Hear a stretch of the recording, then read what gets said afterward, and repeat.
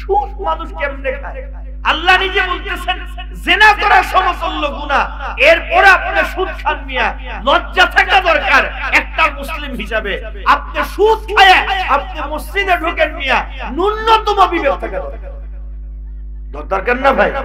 আচ্ছা আরেকটা উদাহরণ দিয়ে বলি, যদি মাননীয় প্রধানমন্ত্রী আজকে আপনারে বলে যে তোরা আমার বাসায় গিয়ে দেখা করবি, সেরা জামা পরে কে কে যাবেন? কেউ যাবেন?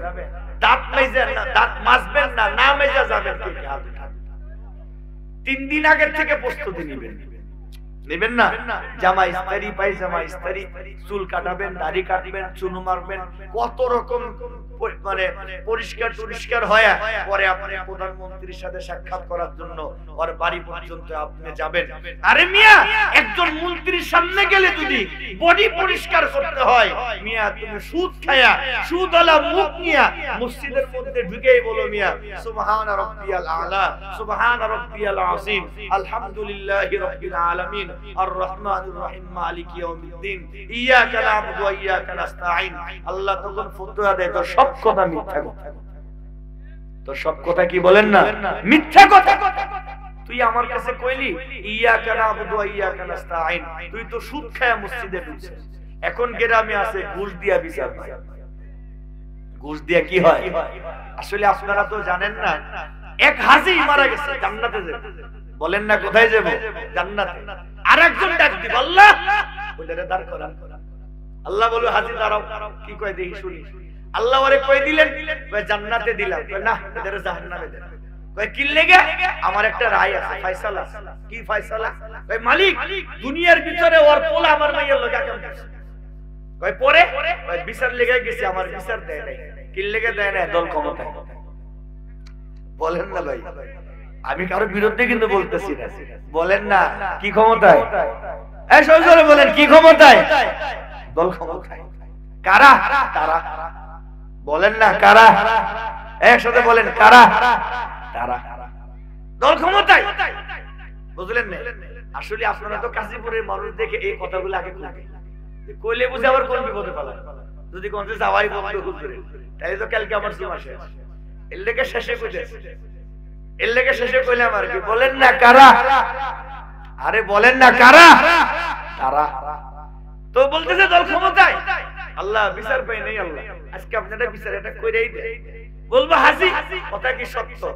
তখন হাজী একটু বলবো না এটা সত্য না, কিন্তু আল্লাহ দুনিয়াতে বোঝার জন্য সহজ করে দিয়েছে সিসি ক্যামেরা, এই ভিডিও ফুটেজ। আল্লাহ ভিডিও ফুটেজ দেখাইবো। হ্যাঁ, ওলা কাম করছে, বিচার লেগে গেছিলি, কোশস দল ক্ষমতায়। যা, কোনো বিচার নাই, তুই গেলি। এখন কি করা যায়? হাজী প্রতিদান দাও। হাজী বলবো আল্লাহ তো কোনো প্রতিদান নাই আমার কাছে। তোমার না পাহাড় পরিমাণ নেকি আছে? হ্যাঁ নেকি আছে, নেকি একটু দিয়া দাও। হাজী কি করবে? নেকি একটু দিয়া বলবে আল্লাহ এবার জান্নাতে যাই। ঠিক আছে যাও। আরেকজন বলবো আল্লাহ একটা কথা। কয় কি কথা? ওর জমি আমার জমি একটা গেছে, শুধু আমার জমি ছেড়ে কইতে গেলি দল ক্ষমতা। কইতে গেলি কি বলেন না দল ক্ষমতা। আল্লাহ রায় দেয়। হাজী কি করবে? দেখো ভিডিও ফুটেজ। ঠিক আছে, নেকি একটু দিয়ে দিল, নিয়ে গেছে নেকি। যাও জান্নাতে যাও। জান্নাতে রওনা দিবে। আরেকজন বলবে আল্লাহ একটা অভিযোগ। হাজী আবার দাঁড়াও। হাজী দাঁড়ায় আছে, বলো তোমার কি অভিযোগ? আল্লাহ আমাদের গ্রামে একবার আমার সাথে কারো মারামারি হচ্ছিল, তারপরে হাজীর কাছে বিচার নেওয়ার জন্য গেছি। হাজী বলছে 5000 টাকা দিতে হবে। বলে কেন? বলে দল ক্ষমতা। যদি দেশ তাইলে রায় তোর পক্ষে, যদি না দেশ তোর বিপক্ষে। আল্লাহ দিছি, দিয়ে এই যে রায় আমার দিছে, আজকে আপনি ফয়সালা দেন। হাজী দিয়ে দাও, আল্লাহ সব দিয়ে দেন।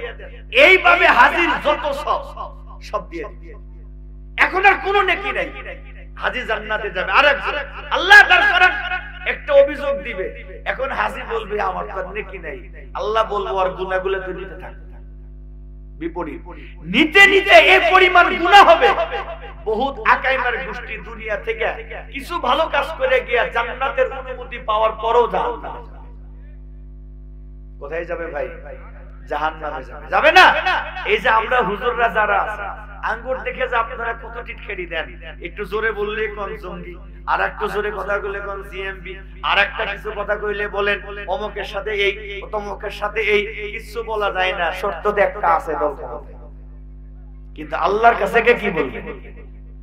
বুঝাইতে পারি নাই, কিচ্ছু বলার নাই।